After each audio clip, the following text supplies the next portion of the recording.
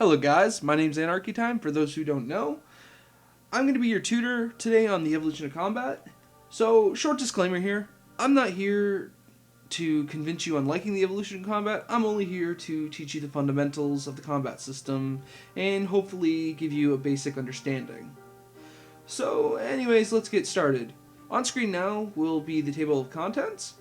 There will be annotations to each section of this tutorial, so please pause the video if you need time to look over the table of contents, and I will see you at beginner's information. In this section of the video, we'll be going over information for beginners, such as types of abilities, the ability book, and using the action bar. So let's get started on types of abilities. There are three types of abilities. Basic abilities, which can be used at any time during the fight. These abilities do low damage and build adrenaline rather quickly. They do more damage than auto attacks and build more adrenaline than auto attacks. Now, threshold abilities. These abilities can only be used above 50% adrenaline, and they use up 15% of your adrenaline bar. They do a moderate amount of damage and can KO someone fairly easily. I definitely recommend using them. Now, once you're at 100% adrenaline bar, you'll unlock the ability to use ultimates. These can only be used at 100% adrenaline bar, and they use up 100% adrenaline to do massive damage. Moving on to the ability book. The ability book can be found where the old spellbook used to be. There are four main tabs in the ability book. One for melee, ranged, defense in constitution, and mage. Each section can have smaller subsections.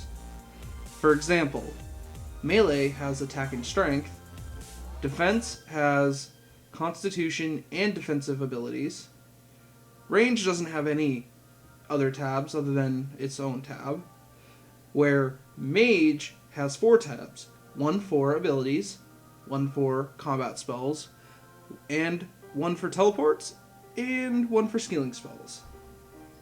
Oh man, quite a mouthful.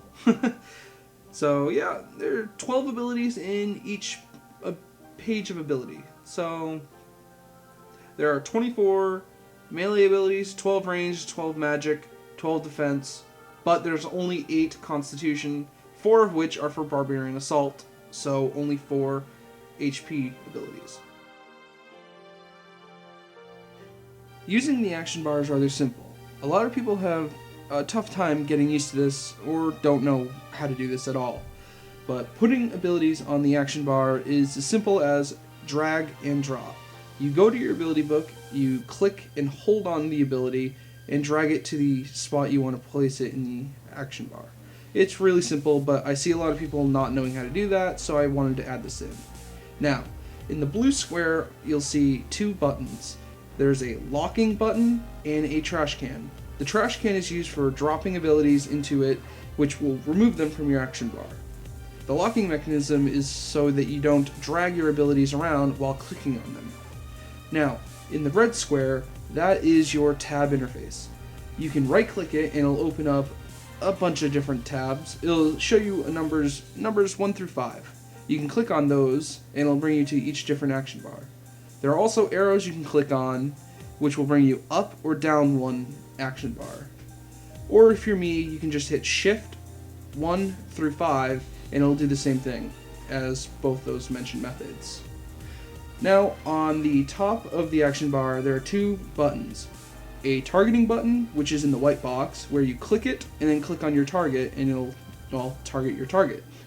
Or the yellow box, which is for minimizing the action bar. I will show you minimizing the action bar sometime in this little video clip. Since this is pre-recorded, I can't determine when that is exactly. So just have to wait and watch.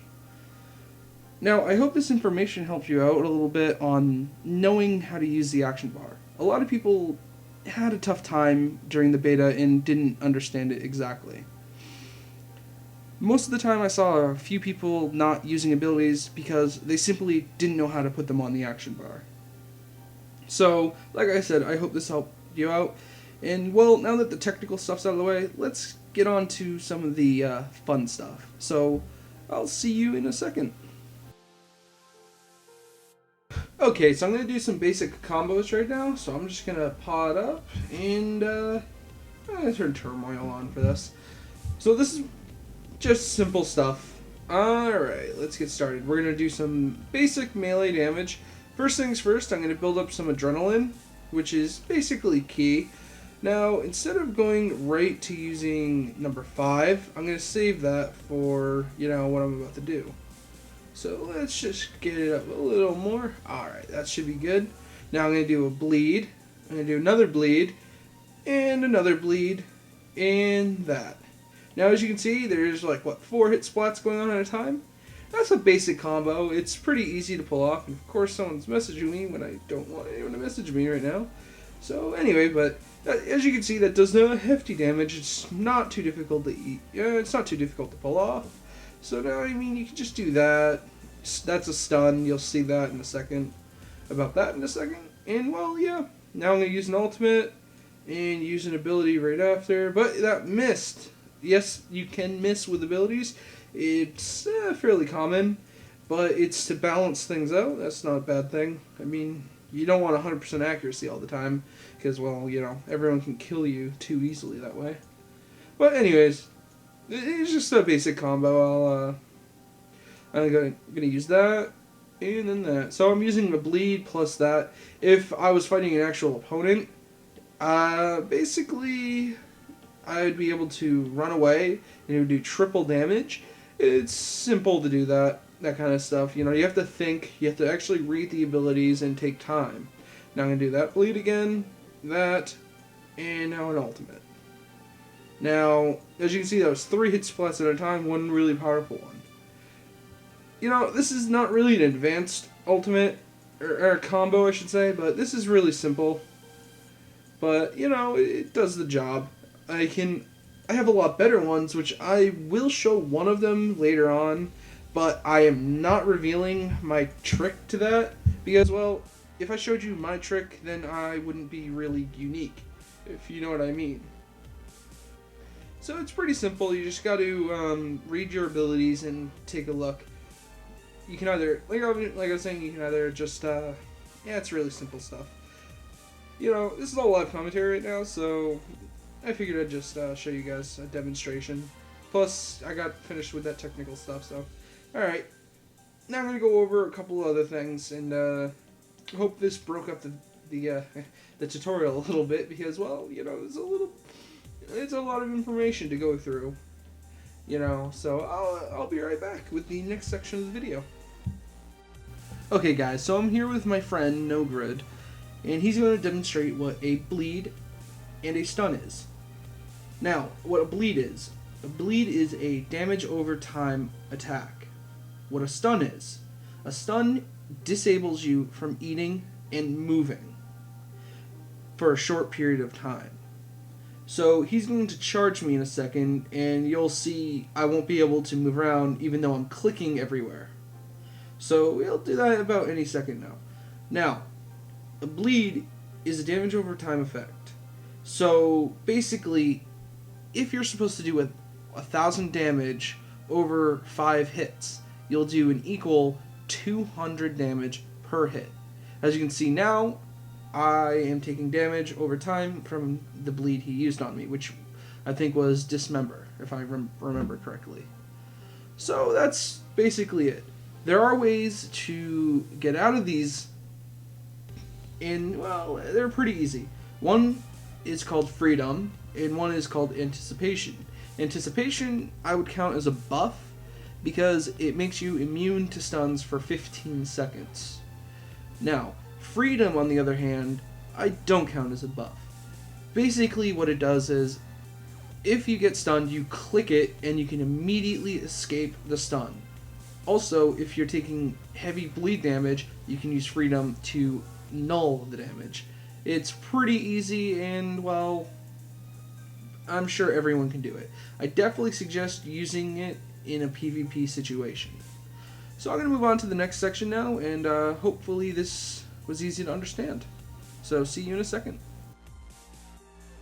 Okay, so the equipment page is a little bit confusing to understand at first. There's a lot more information than the old one, So let me start off by going over weapons. I'm going to point my mouse right here. Weapon stats.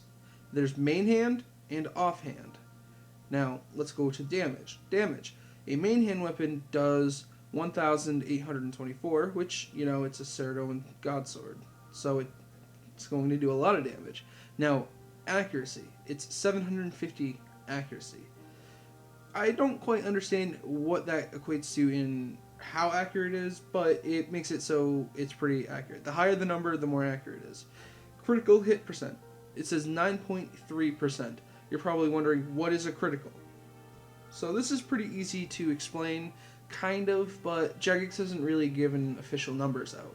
But through testing, it's proved to be about 20% more damage when you do a critical hit. Now, the 9.3%, that is how often you're going to get a critical hit. The higher the percent, the more often you're going to critical hit, which currently the highest is about 11%. So 1 out of 10 hits is going to be a critical hit, basically. Now, type of weapon is slashing. Other weapons, such as rapiers, are stabbing. Daggers are stabbing. Now, weapons such as mauls or maces are crush. Simple to understand.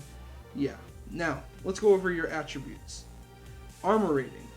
This may seem really small number, but let's go look at this. That says 350, and that says 1,610. Basically, why this is such a small number is it's a tenth of what your actual armor rating is. That way, they could fit it all on here, but I don't know why they didn't. Maybe they'll fix that. But anyways, life bonus. It's 4,245%, or not percent, life points. That's how much life I get. Prayer bonus, that's obvious. You guys are used to that. Now, effectiveness. This is the really confusing part and doesn't make any sense at all. And, well, I honestly don't exactly get it fully.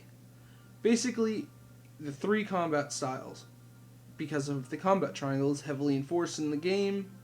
Now, this is the part that's the most confusing. Let me just take all this off. And as you can see, I'm using melee. Taking off my armor makes me more accurate when fighting another meleeer, which is kind of odd. So now when I equipped it, it goes down, so my effectiveness on a meleeer goes down. It's a little bit broken, as you can see, and, well, I wouldn't exactly take that into consideration. Now, the more stars you have, the more effective you are against that combat style. So, ranged, I'm 5 stars in, so I can just tear through a ranger like they have no armor on. It's very, very easy to kill a ranger as a meleeer because of the combat triangle. As you can see, now I only have 1 star. 1 star in against mages, which means I will hardly hit. I like to consider this by percentage. 5 stars is 100% accurate, 0 is 0% accuracy. 1 star is 20%, each star is another 20%. That's how I look at it. Now, the defensive is how protected you are against them, and, well, I don't exactly understand how it works. Jagex hasn't really given out any information on that, so not much I can really say on that. But just for the sake, it's pretty easy, and, well, I think you get the point. Now, I hope you can understand the equipment screen a little bit. I'm sure it's probably the easiest thing to understand out of the entire change once you get used to it. So I'll be right back, and I'm going to show you guys a couple of advanced combos, which are going to be some clips I actually used. Unfortunately for you guys, I have to block out my action bar. These are combos I'm not going to show you guys because, well, they're for me, and I don't want to share them, unfortunately. But I'm going to show you how you can do massive damage, through understanding your abilities, you can do massive damage very easily and kill people. This is going to be in PvP. So, I'll see you in a second. Sorry about this, guys, but I did block out my action bar, as you can see. Sorry about that, but I had to, because I'm not revealing this to anybody. You can try to figure out if you want, but good luck. But anyways, so this is my favorite part of this tutorial. I've been waiting to get to this. Sorry about how long it's taken me to get to this part. It's a lot of information to go through, so I hope you enjoy this part. I'm going to play some music in the background, non-copyrighted of course, because this is going on the Rune Society. But anyways, so enjoy this section of the video, and I'll see you at the extra information part. So enjoy!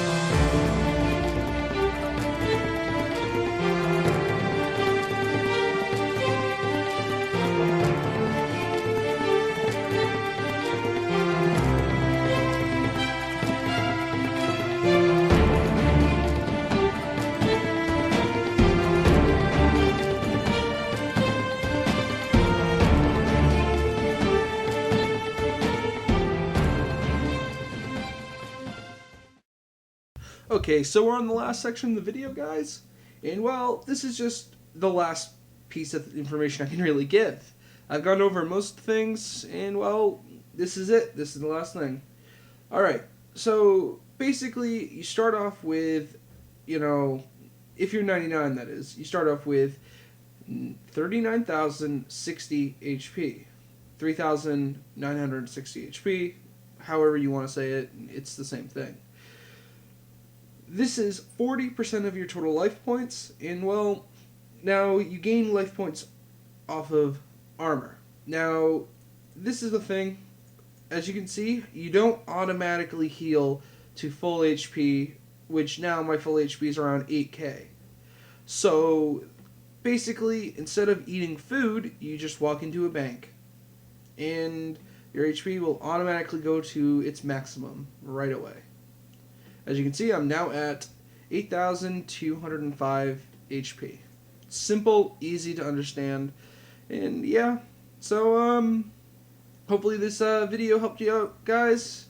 And well, I'm tired. I've spent a lot of work on this, and I would appreciate a like and favorite if you guys can. I'm not telling you to favorite, but if you know someone that needs help with the evolution of combat, doesn't understand something, you can refer them to this video, and it should help them get a basic understanding for it. Like I said in the beginning of the video, I'm not trying to persuade you to liking the evolution of combat. I'm only here to teach you the fundamentals, which I have, and, well, talk to you guys later.